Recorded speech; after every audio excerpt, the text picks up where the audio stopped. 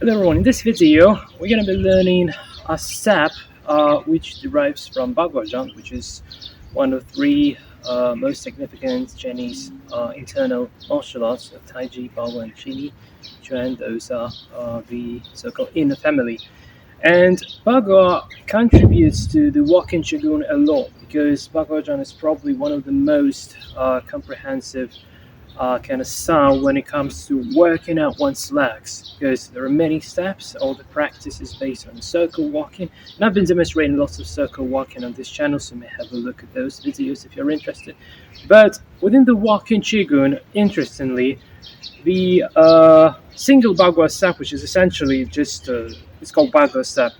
It's also called Tani Bu in Chinese, which means like you step into the toe of your leg. But within this one single step, there might be found like many different things to emphasize. And this particular step that we're supposed to be having a look today emphasizes the so-called yin channels of the leg. So yin channels are those going from the backward side of your leg. So just going backwards, going backwards. So not the front, but going backwards. And we had a look at the empty step already. We had a look at walking step. All those were just preparations. We had a look at Kai Hobu, open close step. And although we can practice every step in this form separately, we don't need to do the entire form. This is absolutely fine to just take one step and go for it. But assuming the context that we've been through before, now we are at the moment where we sort of worked out our inner system a little bit. So now we can go slightly deeper. And now it's time to essentially work with this yin meridian.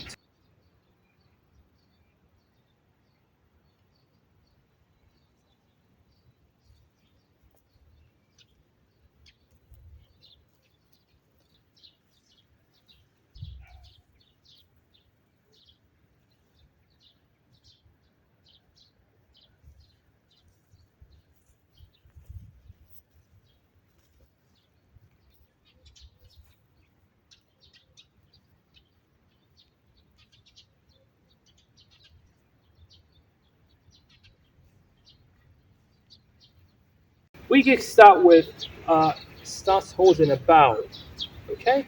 And then we do the empty step. That is the part of every single step in this walking Qigong, as I've been mentioning earlier many times.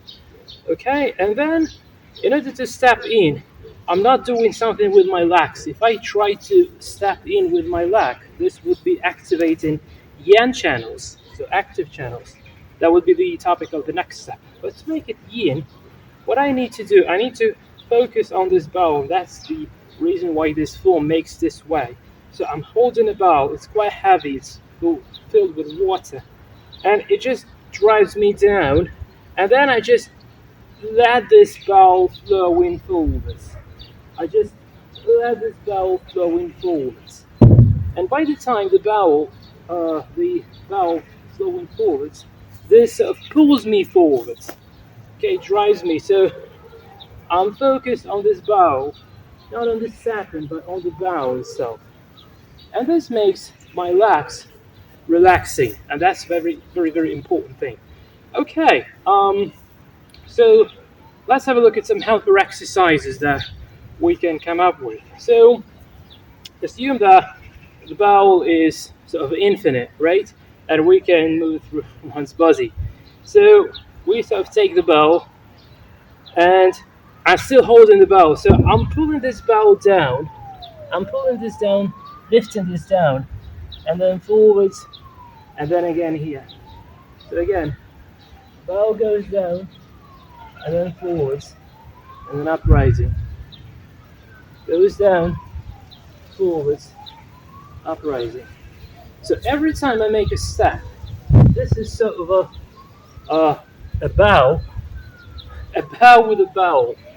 Okay. The idea behind this step is simply to make this yin being activated. And once that is clear, like I just add a bit more relaxation, And when I do that, it starts being like flowing or floating. Very, very soft step. So one of the ideas is to work with heels, because usually the way we deal with heels, which is the representation of yin in human body, is we just smash it, and heel becomes flat, and that's not good. And when we have some relationships to the outer world, if we deal this way with our heels, this is going to be exactly the same way how we deal with the outer world, trying to smash it, and the outer world also is trying to smash us, just because this yin meridians being blocked and not very there's not enough space for a normal soft interaction, but instead this competitive environment, all this stuff. So the reason behind why is that happening, why the world is so cruel, is the lack of yin. So we cannot do much to the outer world, and I don't think we should have to.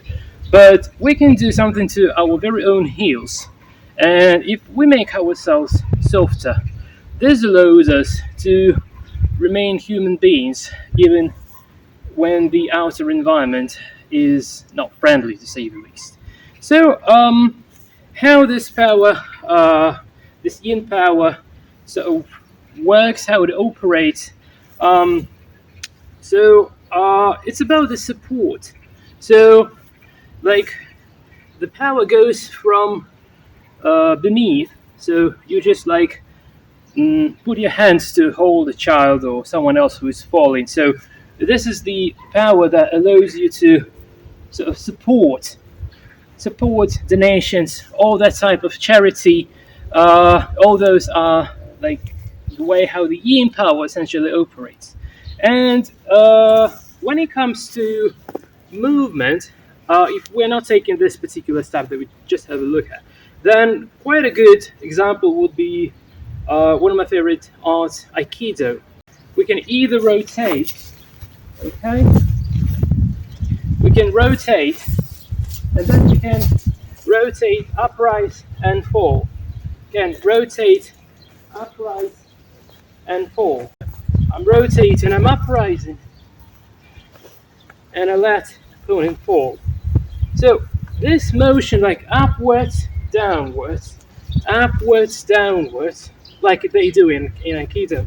So this is possible thankfully to the heels.